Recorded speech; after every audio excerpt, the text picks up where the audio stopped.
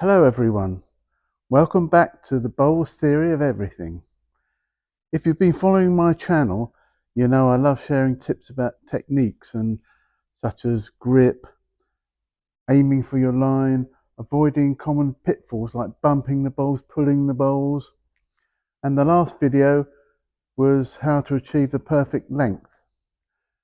You also know that my approach to bowls is holistic, and I believe that your game isn't just about technique. It's about how it integrates with the rest of your life. When you're happy, relaxed, you enjoy your bowls more, and as a result, you play better. Hence, bowl theory of everything. In future videos, I therefore plan to explore topics which go beyond the technical side, like preparing for an important game, competitive tactics, and even sharing stories about my own bowls journey, how it faded at one point and later flourished thanks to the wonderful support of my wife, who's behind the camera tonight, as always. In this category of going beyond the technical side, I've come to the topic of etiquette. Doesn't sound exciting or sexy, does it? No. It's not like practicing shots and pulling the bowls and bowling. It's very, very important because it's crucial to enjoying the game, and with the good etiquette, it gives a good surround for the game, and then you can bowl the techniques and bowl. So it sits alongside techniques and helps produce the perfect bowler. Viewer asked me to cover this topic, so I brought it forward and thought I'd deal with it tonight rather than in a future date. First one, biggest one I guess, is respect for the mat. Okay, once you're on the mat, and you're either the first person on the mat to bowl, or the previous person has bowled and their bowl has come to rest, you're in control. You're in control of the mat. When you're on the mat, you can expect relative quiet behind, nobody shouting behind you. You can expect none of this bang bang while you're about to play your shot. And at the other end, where there could be two or more players up the other end, leading the head it'll be, you should have similar respect for them. So they shouldn't be making noises or moving. In particular, the skip on the other side shouldn't carry on talking about the previous player. So in other words, if the previous player bowled and the skip, after the bowl comes to rest, starts talking about, you were a yard short, you were this. Oh, let me just check if you've got shot. No, once you're on the mat, the bowl stop, you're on the mat, both you and your side are in control of the next bowl. Even on the bank, you can cause quite a distraction. If it's very quiet and you're walking around on your own, that too can cause a distraction. So it's just generally to be aware of who's playing and how it can disrupt, because as I said earlier on an earlier video, concentration is key, and players should have that as a right. You're in control of the mat, you're on the mat, you're in control. There's one exception where you're not totally in control. That is when somebody is on the mat of an adjoining rink. So you're looking, somebody down the other end is going to bowl back straight towards you, and you're going to bowl straight towards them. Similarly, it could be somebody over here who could be bowling here and you're bowling there. You're next to each other. That could be a problem, particularly when your mat is up the rink and they're behind you. You can't see them, they can see you, but between you, you can work out who's to go first. And the person that does go first usually is the one that's on the mat first. So I'm on the mat, the person's not on the mat, but then gets on the mat, they should give way to you. Now, unfortunately, some people don't look down the distance when taking their line. They look down. They look down at the ground and they're not aware of anything up there. And the bowl comes down whether you're on the mat first or not, unfortunately. So ideally, even if you bowl down, keep your head and pick a point. Somebody sent me a comment the other day and said they look down 2 yards down here. So they won't be looking long, but they should look to see if the coast is clear. As soon as your bowl has come to rest in the head, you vacate the mat. Similarly, when you're close to the mat and you're waiting to bowl, keep clear. You could get down. Bear in mind somebody has a backswing and they step back off the mat. So in both cases, you shouldn't be just here for safety as well as interrupting the other player.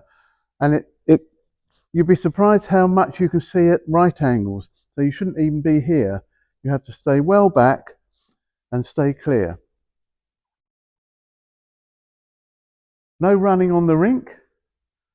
Most clubs have a sign. We have one there, no running. That's for two reasons, really. One is that it can damage the green, the carpet. The second is it can be damaging to yourself. And so neither are good. Can be dangerous. It has happened. I've seen collisions on the rink because sometimes people run kind of backwards or they're looking at their bowl heads down. Just a very smooth, quick walk will do. Another one is a bit contentious sometimes, is how you manage the touchers and bowls that have gone in the ditch, because they need some attention. Touchers have to be chalked, bowls have to be taken out of the ditch. Now, when do you do it? This is the key. My rule of thumb is, if you can do that quickly before the other person's ready to bowl the next bowl, then do it, because the sooner you do it, the better. You don't want to leave a bowl unchalked after it's touched and then forget about it.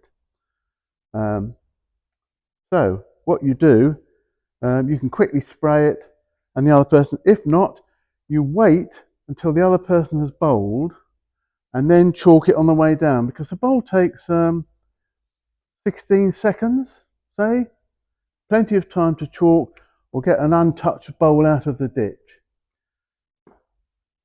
If you do, it can be a cause of gamesmanship, because if you chalk a bowl and it's you don't get to it on time and the other side's on the mat, then you stop them in the bowling. And there's nothing worse than when you're on the mat like you're ready to bowl and you suddenly see, oh, somebody's in the head fiddling around.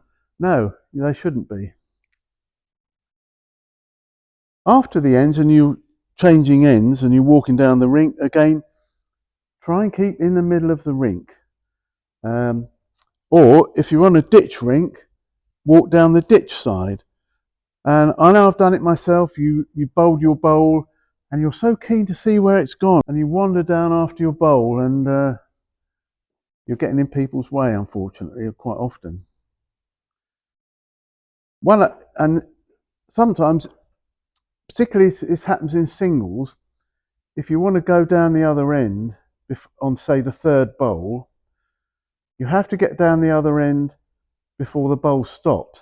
And you can't run either, so you've got to kind of get something in between the two. And it can be done, because I've often done it. That's when I come to talk about tactics, I used to run down after my third bowl, because I like to compose myself and get down. And I think it's quite a good tactic for yourself. And I do deal with that when I have a video which I'm going to do on how you play competition and tactics, things like that. I know sometimes other people don't like it, but I think it's when you're in a competitive situation, it's quite a good thing to do. It settles you down. Acknowledging good shots, even in tight competitions, it's usual to congratulate your opponent if they've done well. And you'll find that good relations often improve your own performance and relax. If you're tight-lipped and not going to say anything, it sometimes makes the other person more competitive than you. So it's a good thing to do all round. Wicks, flukes, whatever you call them, you know, it happens all the time. And an outrageous fluke particularly, it's very galling to take if you're holding shots and you get bowl comes in and hits 3 times and ends up on the jack. But it happens, and luck evens out when you get to infinity, if you like, but it may not even out in a single game. You have to take that, and usually if you get a fluke, you don't clap because it's a lucky thing, and your opponents are, have been very unfortunate. More to the point, you would normally apologise, say sorry about that, and internally you're very happy, but externally, no. When we come to measuring the shots like this, there may be 2 bowls near the jack. Even if you think you've got the shot, it's obvious. The opponent does have the right to say, no, I'd like a measure. Some people are good judges, some people aren't. Those that aren't, fair enough, that they're asking for something, so do that in good humour, even if it seems obvious. One last thing that I have is to be a supportive skip. When you're skipping, you need to relax the team, they'll bowl better for you. Smile and encourage them. If they've had a few bad woods, when you cross ends, just smile. And I mean, if you kind of show you're grumpy, it's quite easy. I've seen quite often the skips bowl even worse than their 1 and 2, and then the whole rink is miserable with each other. Much better to be constructive and not be obvious.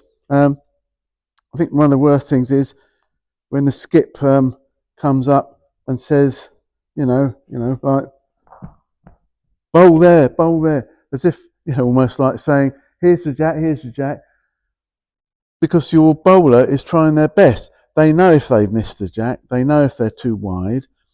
What they don't know is how far behind the jack it is, or how far from the ditch, or how far in front. So that's always a useful thing to say, how far short. But if there's a bowl wide, you can say that jack high, but there's no point in saying you're wide. So you see what I mean? Because it's obvious. So try and be constructive, but avoid standing near the jack and making your team feel foolish.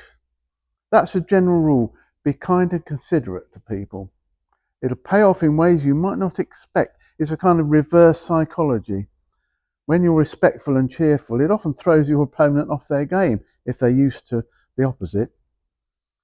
You've got to learn to switch between being focused and yet being light-hearted. If you're too relaxed, you won't concentrate. So you have to concentrate on the game, but get that right balance.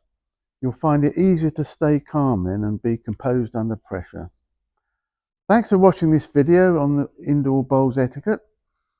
If you've got questions or etiquette tips of your own, drop them in the comments below. And don't forget to like, share and subscribe. I've had lots of subscribers and I've had lots of comments. I've had comments from Spain, which I'll mention in my next video. And I've got a lot more exciting topics coming soon. And the next one I've got is about what I call the one-sided bowler. And until next time then, stay kind, play fair and enjoy your bowls. Goodbye.